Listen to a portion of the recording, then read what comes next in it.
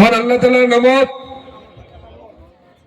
শপত গ্রহণ কৰো যে মই সদৌ বিটিসি সংখ্যালঘু ছাত্ৰ সন্থা এবিএমছৰ সংবিধানৰ প্ৰতি সম্পূৰ্ণ বিশ্বাস আৰু ভক্তি ৰাখি সংবিধানৰ পবিত্ৰতা আৰু মৰ্যাদা অক্ষুণ্ণ ৰাখিম।